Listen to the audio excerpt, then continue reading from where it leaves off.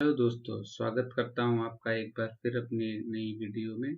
और आज हम बात करने वाले हैं एक्सेल में फाइल मेन्यू के बारे में। तो चलिए एक्सेल को शुरू करते हैं।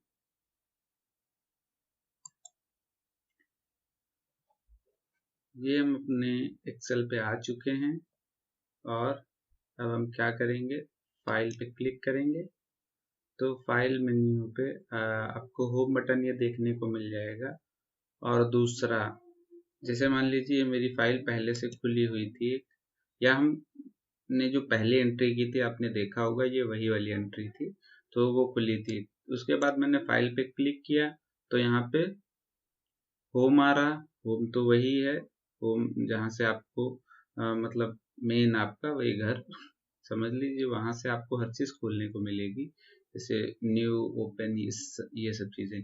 तो मान लीजिए हमारी बुक 1 पे काम हो रहा था, इससे पहले हमारा बुक 1 पे काम हो रहा था। अब मान लीजिए हमें दूसरी फाइल बनानी है, क्योंकि अगर आप कहीं पे काम कर रहे हैं तो एक में मान लीजिए आप मजदूर जो हैं उनकी मजदूरी का डेटा अगर आप कर रहे हैं, तो एक में कंपनी का सामान जो आया गया होगा उसको भी, तो उसकी तो आपको अलग बुक बनानी पड़ेगी, आप एक में नहीं कर सकते हो।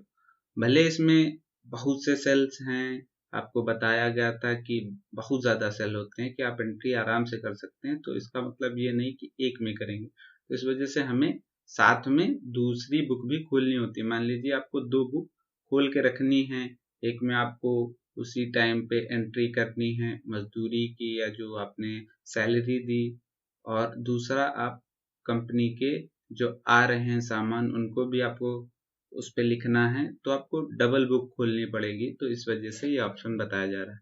तो फाइल मेन्यू पे क्लिक करेंगे और फिर से हम अपनी न्यू बुक खोलेंगे। तो न्यू न्यू पे जा करके ये ब्लैंक बुक पे आप क्लिक करेंगे, तो ये बुक 3, मेरी बुक 2 शायद खुली हुई थी, इस वजह से बुक 3 खुल गई है। तो मान लीजिए आपकी बुक 2 खुल जाएगी, तो आप इस पे भी अपनी एंट्री स्टार्ट कर सकते हैं।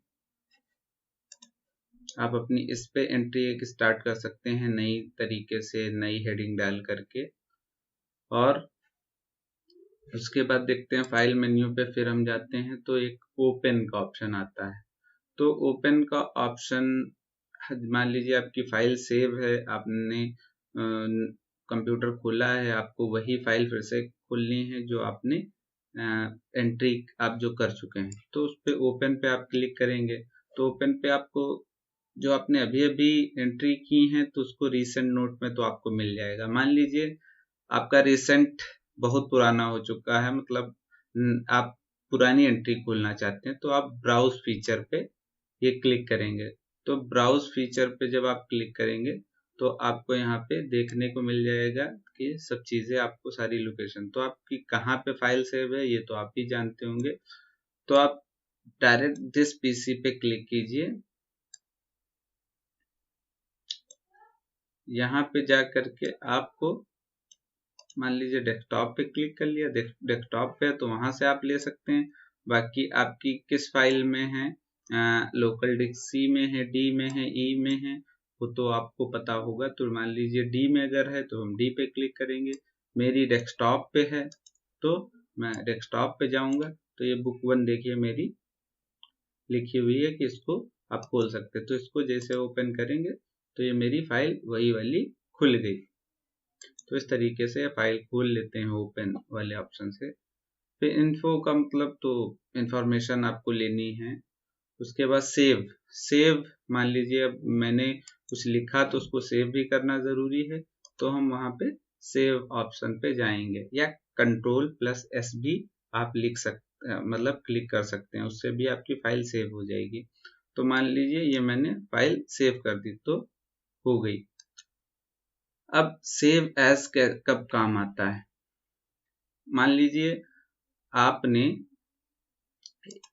यहाँ पे मोहम्मद शुएब आपका लिखा है, यही सारे नाम चाहिए, लेकिन आपको अगले मंथ की एंट्री करनी है तो आपको नई बुक बनानी पड़ेगी। मान लीजिए ये अगर जून की है तो आपको जुलाई की अगर बनानी है तो नई एंट्री करनी पड़ेगी, लेकिन आपको नाम और हर सब चीज वही चाहिए। एंट्री बदलना है थोड़ी बहुत, तो इसके लिए आप क्या करेंगे कि वही फाइल को जा करके आप सेव एज पे क्लिक करेंगे। तो सेव एज पे जाएंगे जैसे ही, तो आपका इंस्टेंट आपका इमीडिएटली तुरंत सेव नहीं होगा, आपको उसका नाम डालना पड़ेगा। तो नाम मान लीजिए मैंने जुलाई यहाँ पे डाल दिया, और फिर उसके बाद आप यहाँ पे सेव कर सकते हैं इसको। तो ये मेरी फाइल जुलाई नाम से सेव हो गई, एक जो हमने लोकेशन उस पर क्लिक की थी वहां पे सेव हो गई। उसके बाद तो सेव और सेव एज में फर्क ये होता है, सेव एज में जैसे सेव में हम जाते हैं तो हमारी पुरानी एंट्री है और उसमें ही हम और एंट्री बढ़ाना चाह रहे हैं, या फिर इनकी जो है सैलरी आज मिली है तो उसको आगे नोट करना चाहते हैं, तो हम सेव उसी में करेंगे। तो इस वजह से फिर सेव पे क्लिक कर लेंगे तो हमारी फाइल उसी तरीके से सेव हो जाएगी। लेकिन आपको उसी फाइल को दूसरी फाइल बनाना है तो सेव एज पे क्लिक करेंगे। फिर उसके बाद मान लीजिए आपको अपना डेटा प्रिंट करना है, तो वो आपका प्रिंट ऑप्शन यहाँ पे आ जाएगा, तो आप प्रिंट पे क्लिक कर सकते हैं। तो आपकी एंट्री यहाँ पे देखने को मिल जाएंगी, जितने भी आपने की होगी आपका यहाँ पे सारे आपके प्रिंटर आ जाएंगे। मेरा कैनन का प्रिंटर है तो कैनन पे हम क्लिक करेंगे, बाकी आपका कोई भी प्रिंटर हो सकता है वो शो करने लगेगा यहाँ पे, और आप डायरेक्ट प्रिंट जो है आप निकाल सकते हैं आराम से। उसके बाद आपको, और हाँ यहाँ पे एक ऑप्शन और भी आता है, ये कॉपी का। कॉपी का मतलब इसकी एक कॉपी निकालनी है या 2 पेज निकालना है या 3 पेज निकालना है, तो आपको सिंपली उस पे या तो लिख दें कीबोर्ड से कि कितने निकालने हैं, या फिर मान लीजिए बैक स्पेस से हमने इसको डिलीट कर दिया, 5 दबाया तो 5 प्रेस किया तो 5 कॉपीज निकलेंगे अगर हम प्रिंट करेंगे, और एक अगर आपको निकालनी है तो एक हो जाएगा। बाकी ये भी ऑप्शन है, इस तरीके से आप अपर एरो पे क्लिक करेंगे तो उस तरीके से भी आपकी एंट्री मतलब आपकी कॉपी बढ़ती चली जाएंगी, 1 2 3 इस तरीके से, या आप डायरेक्ट ही उसमें नंबर लिख सकते हैं जितनी कॉपी चाहिए आपको। फिर उसके बाद शेयर का ऑप्शन आता है, तो शेयर का ऑप्शन हम अगली वीडियोस में देख लेंगे, इन वीडियोस में हमें कोई ज़रूरत नहीं है क्योंकि ये आगे वीडियोस में आपको देखने को मिल जाएगा। उसके बाद एक्सपोर्ट है, तो एक्सपोर्ट पे आप जैसे ही क्लिक करेंगे तो यहाँ पे आपको ऑप्शन देखने को मिल जाएगा कि आप पीडीएफ में इसको करना चाहते हैं सेव, यानी का एक्सपोर्ट करना चाहते हैं, या एक्सपीएस। तो पीडीएफ में भी आपको अगर बनाना हो उस चीज को तो आप क्रिएट पीडीएफ पे क्लिक कर सकते हैं और आप कहीं पे भी ये डेटा सेव कर सकते हैं। मान लीजिए जुलाई पीडीएफ करके, सॉरी पीडीएफ करके हमने इसको सेव कर लिया। तो इस तरीके से आपकी जो है ये फाइल एक्सपोर्ट हो गई। ये देखिए ये हमारी फाइल पीडीएफ में अब सेव हुई। अब ये फाइल आपकी एक्सेल में नहीं खुलेगी। अगर आप सेव कर रहे होते इस फाइल से एक्सपोर्ट करते, एक्सपोर्ट करने के बाद अगर आप मान लीजिए ये एक्सपीएस डॉक्यूमेंट पे क्लिक करते तो आपकी एक्सेल में फाइल खुलती। अब ये आपकी एडोब रीडर से फाइल खुलेगी। फिर हम आते हैं, ये तो क्लोज का ऑप्शन है, तो आप वहां से जैसे यहां से आप क्लोज कर सकते हैं किसी चीज को, वैसे ही यहां से भी आप क्लोज कर सकते हैं। तो जैसे ही आप क्लोज बटन पे क्लिक करेंगे तो यहाँ पे आपसे ये पूछने लगेगा कि इस डेटा को आपको सेव करना है कि नहीं करना है। मान लीजिए अगर आपने एंट्री की होंगी कोई भी नहीं, मतलब 1-2 नंबर या कुछ रुपए आपने एंटर किए होंगे, तो वो जरूर मांगेगा कि आप सेव करना चाहते हैं नहीं, क्योंकि अगर आप नहीं सेव करेंगे तो आपने जो भी नई एंट्रीज की हैं वो सेव नहीं हो पाएंगी। तो इस वजह से ये मांगता है। अगर हम डोंट सेव करेंगे तो ये एंट्री सिर्फ ये वाली रहेंगी, जो 1000 नया लिखा है वो नहीं बचेगा। तो डोंट सेव पे हमने मान लीजिए उसको क्लिक कर दिया।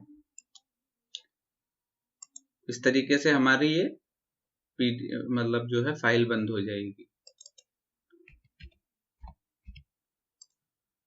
फिर हमने फाइल पे क्लिक किया तो इस पे एक अकाउंट का ऑप्शन आ जाता है, तो अकाउंट पे आप जा करके आप पता कर सकते हैं कि आपके एक्सेल का लाइसेंस है कि नहीं है। अब मेरा जो है सब्सक्रिप्शन 365 का है, तो यहाँ पे दिखा रहा है 365 मतलब रुपीज नहीं, ये इनका वर्जन है माइक्रोसॉफ्ट एक्सेल का। तो यहाँ पे आप अपना साइन इन भी कर सकते हैं, वो ऑनलाइन चीज होती है, या फिर आपको मान लीजिए इसका जो आपने परचेज किया है ऑनलाइन, तो यहाँ पे आपका ऑप्शन आ जाएगा कि इंटर हेयर टू राइट, मतलब उसका एक आपका यूनिक कोड मिलेगा, वो आपको एंटर करना पड़ेगा, तो आपका सब्सक्रिप्शन हो जाएगा। वो आप कहीं से भी ले सकते हैं, दुकान से भी ले सकते हैं सब्सक्रिप्शन, मतलब मिलते हैं एक्सेल की फाइल, मतलब सॉफ्टवेयर, और आप ऑनलाइन भी खरीद सकते हैं माइक्रोसॉफ्ट की वेबसाइट से। तो यहाँ पे आपका ये जब आप लाइसेंस ले लेते हैं, कुछ ज़्यादा आपके ऑप्शन खुल जाते हैं, जो कि आप नॉर्मल जो आप लेंगे विदाउट, मान लीजिए आपने लाइसेंस नहीं लिया तो आपकी फाइल नहीं खुलेंगी। बाकी वो आगे की बातें हैं, तो उस पर हमें ज़्यादा ध्यान नहीं देना है। पहले हम बेसिक जो हम कर रहे हैं वो आराम से कर सकते हैं बिना लाइसेंस के भी। फिर यहाँ पे हम फीडबैक पे आ जाते हैं, तो फीडबैक हमें देने की ज़रूरत नहीं। अगर मन करे तो आप माइक्रोसॉफ्ट वालों को अपनी फीडबैक दे सकते हैं कि एक्सेल आपको कैसा लगा।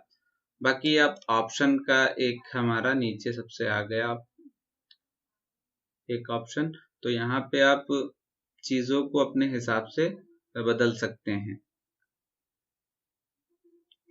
जैसे कि फॉर्मूला है, और यहाँ पे डेटा है, प्रूविंग सेव, और trust center, add in, quick access toolbar में भी आप चीज़ों को अपने हिसाब से कर सकते हैं। जैसे यहाँ पे आपको ऑटो सेव हटाना है, तो वो ऑटो सेव को आप हटा सकते हैं, रिमूव कर सकते हैं, और ऑटो सेव को आपको फिर से लाना है तो ऐड कर सकते हैं। और आप ये क्विक एक्सेस टूल बार हमें मिलता कहाँ पे है, ये आपका यहाँ पे मिलता है। जैसे ये आपको दिख रहा है, ये क्विक एक्सेस टूल बार है।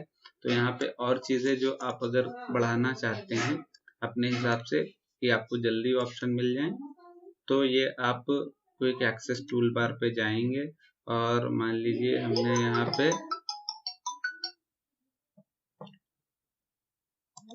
कट का जो है ऑप्शन आप इस पे और बढ़ाते हैं और ओके करेंगे, तो ये आपका कट का ऑप्शन मिल जाएगा।